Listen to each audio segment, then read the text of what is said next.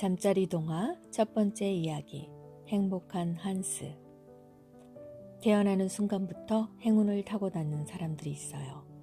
무슨 일이든 술술 풀리고 모든 일이 이익이 되어서 돌아오지요. 집에서 키우는 거위는 모두 백조가 되고 무슨 일에든 운이 따른답니다. 이런 행운을 타고난 사람이 바로 한스였어요. 한스는 꼬박 7년 동안 주인을 위해 열심히 일했고 마침내 주인에게 말했지요. 주인님, 이제 때가 된 것 같아요. 집으로 돌아가 불쌍한 어머니를 돌봐야 해요. 그러니 지금까지 일한 품삯을 셈해서 주세요.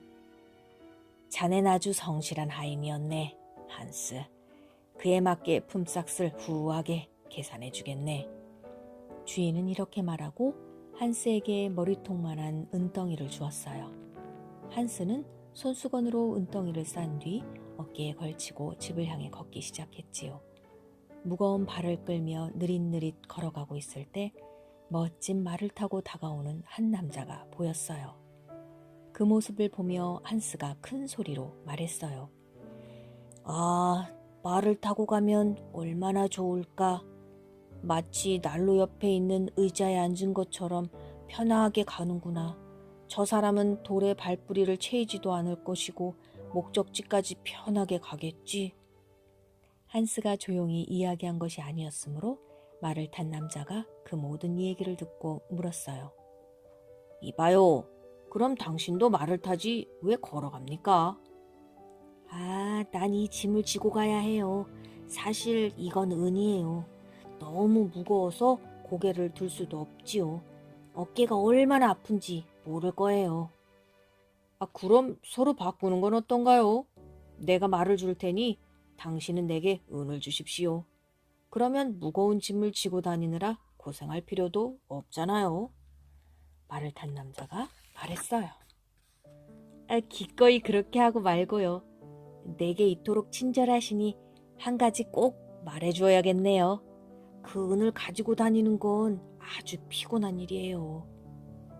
그러나 말을 탄 사람은 말에서 내려 은을 건네받고는 한스가 말에 올라타는 것까지 도와주었어요. 그는 한스의 한 손에는 고삐를, 다른 손에는 채축을 쥐어주며 말했지요. 아주 빨리 가고 싶을 때는 큰 소리로 얍! 하고 소리치세요. 한스는 말을 타자 몹시 기뻤어요. 말 위에 앉아 발끝을 바깥으로 향하고 채축을 휘두르며 즐겁게 말을 몰았지요. 한 번은 휘파람으로 흥겨운 곡조를 부르고 또 한 번은 노래를 부르면서요. 얼마 뒤 한스는 더 빨리 달리고 싶어 큰 소리로 얍! 하고 소리쳤어요. 말은 전속력으로 달렸고 어딘지 미처 둘러보기도 전에 한스를 낯선 길가에 내동댕이 치고 말았어요. 만약 소를 몰고 지나가던 목동이 멈춰 세우지 않았다면 말은 그대로 도망치고 말았을 거예요. 제정신을 차리고 일어난 한스는 몹시 화를 내며 목동에게 말했어요. 말을 탄다는 게 장난이 아니네요. 금방이라도 사람을 내던질 것처럼 날뛰는 이런 녀석을 타는 건 더더욱 힘들어요.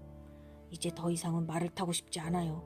이 약삭빠른 짐승보다는 당신의 소가 훨씬 마음에 드는군요.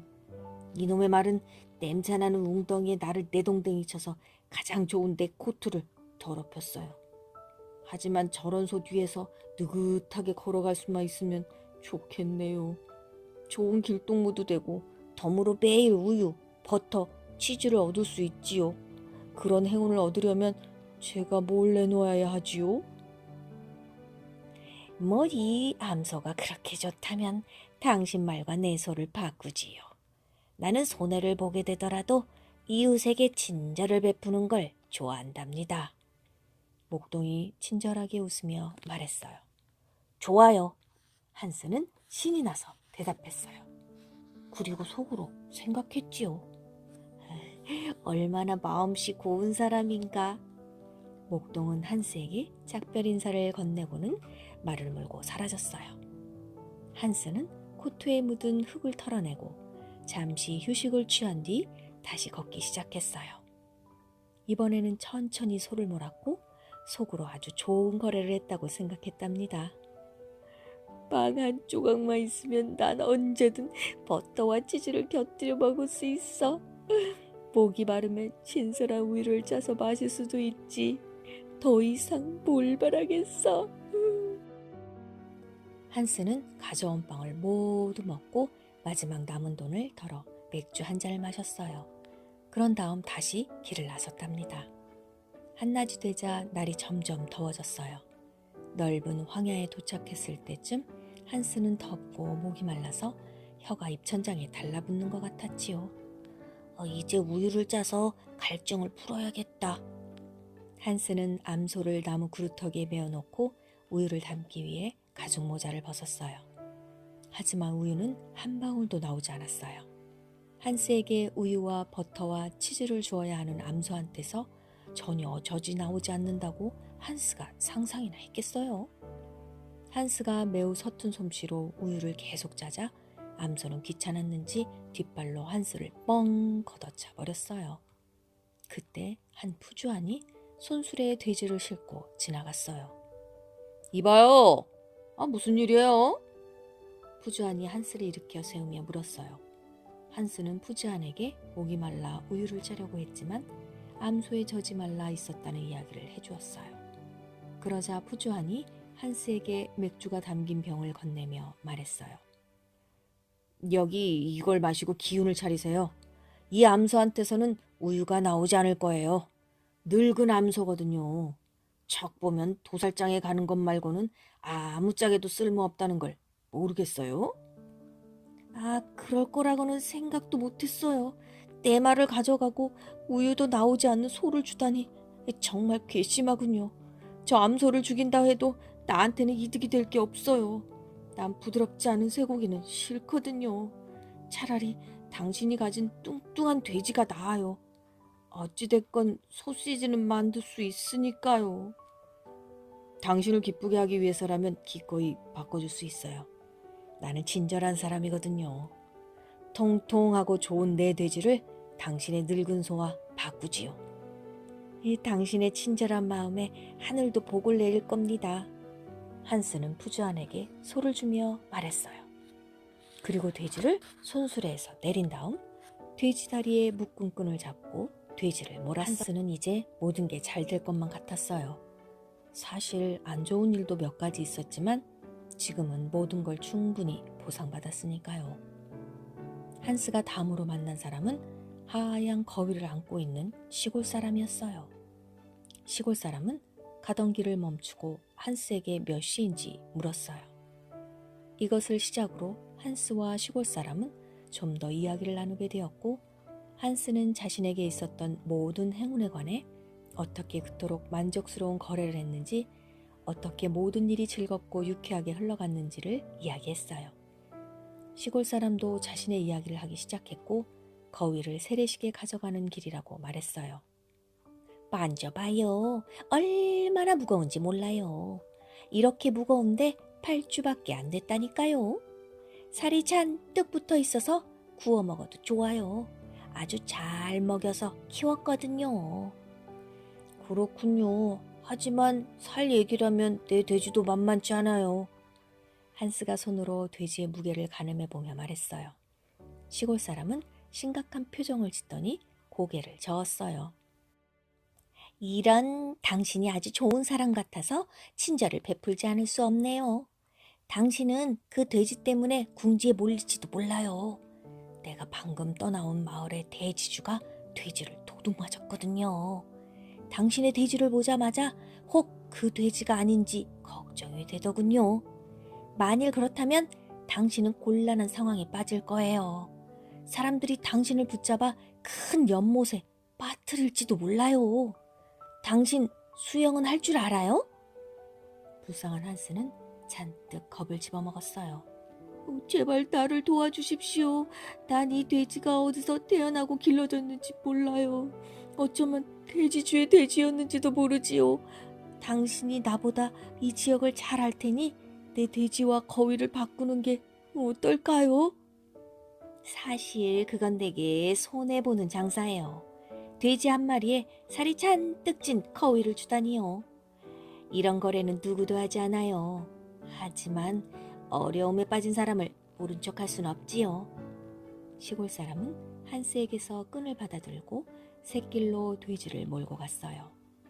이제 한스는 마음을 푹 놓고 집으로 향했지요. 저 사람 덕분에 이번에도 좋은 거래를 했어. 고기도 얻고 6달 동안 거위 기름도 얻을 수 있어. 또 아름다운 하얀색 깃털들이 있지. 거위 깃털들을 베개 속에 집어넣으면 잠을 고나게 잘 수 있을 거야. 어머니가 얼마나 행복해 하실까. 돼지와 살이 잔뜩 오른 거위를 바꿨다고 이야기하면 좋아하실 거야. 다음 마을에 도착했을 때 한스는 숫돌로 연장을 가는 사람을 만났어요. 그는 연장을 갈며 노래를 부르고 있었지요. 한스는 걸음을 멈추고 말을 걸었어요. 일하는 게 매우 행복해 보이는군요. 벌이도 괜찮나요?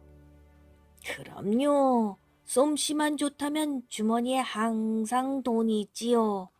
그런데 그 아름다운 거위를 어디서 샀는지 물어봐도 되겠소? 산 게 아니에요.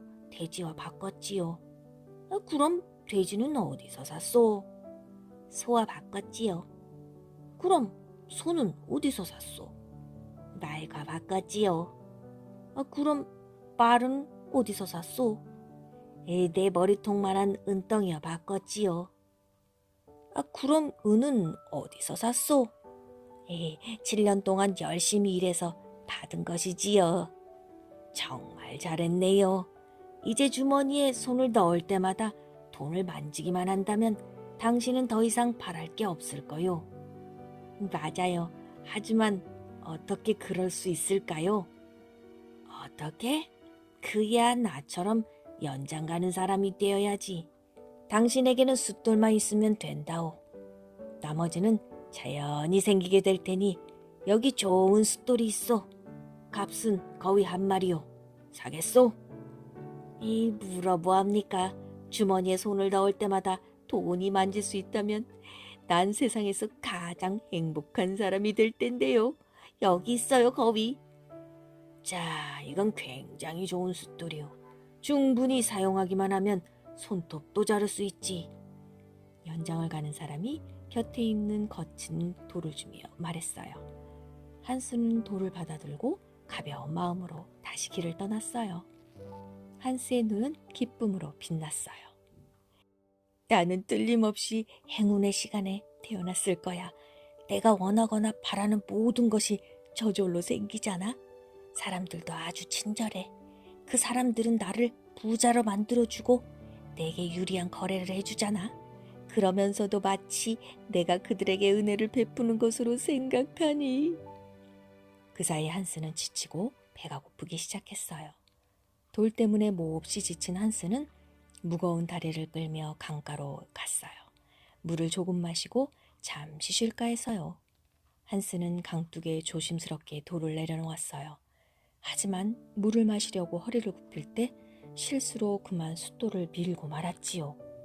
돌은 대굴대굴 굴러 강물 속으로 텀벙 빠지고 말았어요. 한스는 잠시 돌이 깊고 맑은 물 속으로 가라앉는 것을 지켜보더니 벌떡 일어나 기쁘게 춤을 추었어요. 그리고 무릎을 꿇고 자신의 유일한 골칫거리였던 볼품없고 무겁기만 한 돌을 가져가준 하늘의 친절함에 감사했지요. 나만큼 운이 좋은 사람도 없을 거야.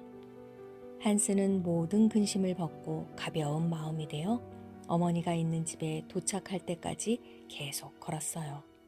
그리고 어머니에게 행운으로 가는 길이 얼마나 쉬운지 이야기했답니다.